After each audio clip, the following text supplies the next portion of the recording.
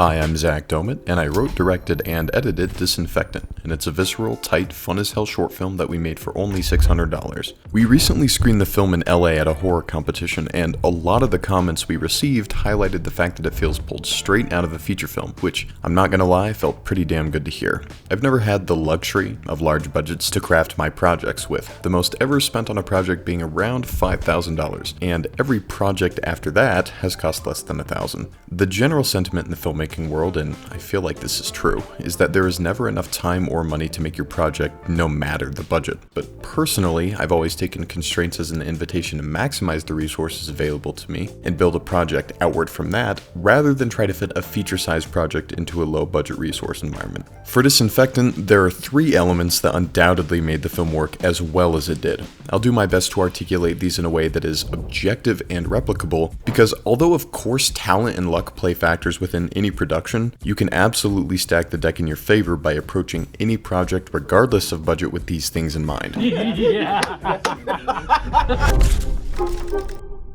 So the impetus for making the short was the Jacob Owens annual horror short film contest, which I participated in last year and won 3rd place. Every year the contest comes with its own unique set of restrictions and requirements. This year the restrictions were that only tripod and handheld camera movement could be used, no CGI or VFX were allowed, a mask had to be implemented, it could only be 5 minutes, and a shot from a classic horror film needed to be recreated with 4 options given. An element as an audience member I want to feel while watching horror is a level of visceralness where I don't just intellectually understand the horror, but I feel it in my bones. We started by building off the principle of unheimlich, which I'll just let this clip from Ari Aster's short film C'est la vie explain what it is. You know what Freud says about the nature of horror?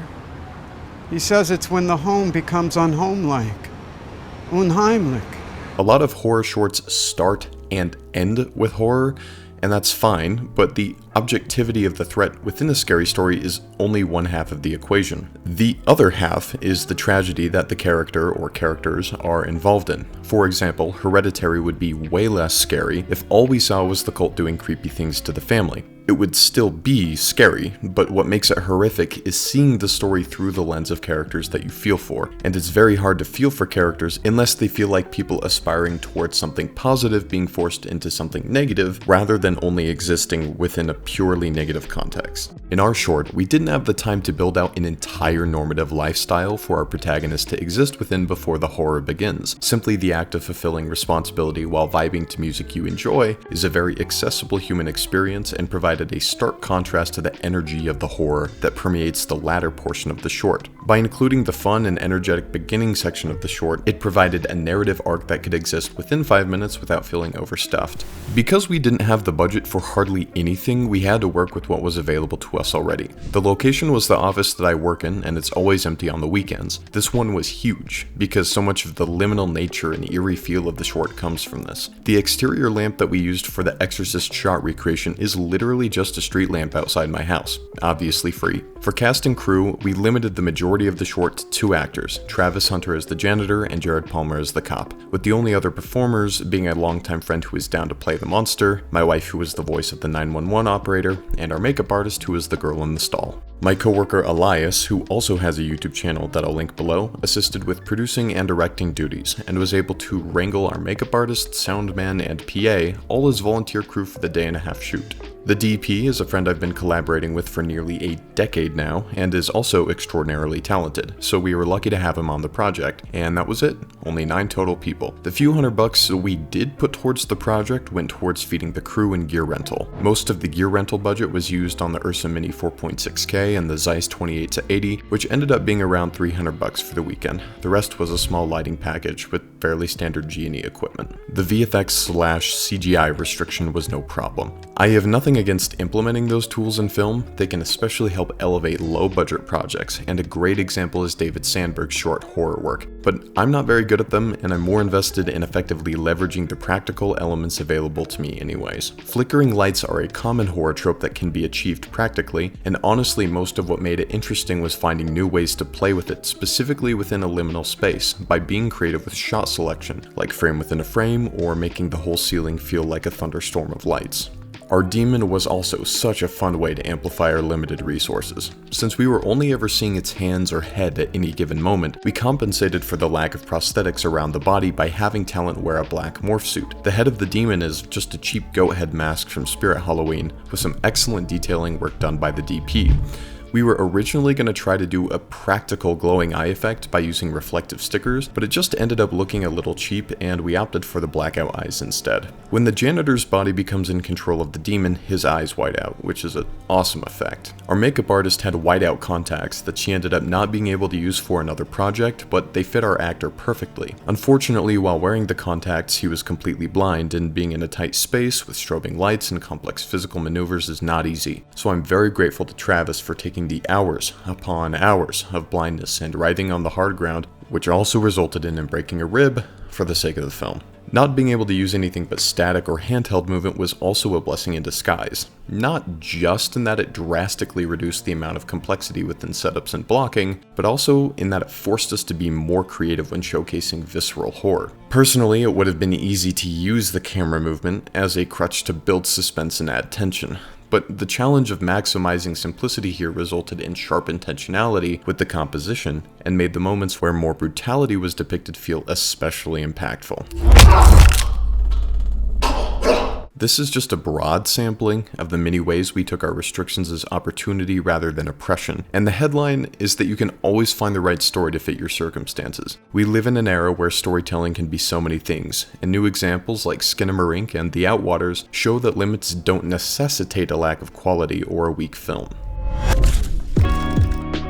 Your network is truly your strength as a director. Being able to surround yourself with people who aspire to a level of technical excellence and take pride in their craft will only elevate your own project. It's important that as director, you give people space to do what they are best at without feeling micromanaged. I've worked with my DP Alan Baird for a long time now, and every time we collaborate, it excites us both because we've consistently left our projects feeling like we reached new personal bests. Coming to set with a clear vision of exactly what you want minimizes confusion and will liberate the crew, because they shouldn't be second guessing every decision's compatibility with your vision. If your crew is minimal, but everyone is bringing their A game, it's a much better situation than trying to wrangle a crew of 20 to 30 people who could care less. Alan did a phenomenal job of translating my scene descriptions from the script onto the screen with absolute sharpness. Our makeup artist Marcel obviously went above and beyond by not just creating an excellent look for the demon, but also playing our girl in the stall. Travis brings his all to every performance and completely embodies the character, bringing his own depth and nuance to the performance even if every detail isn't spelled out explicitly on the page.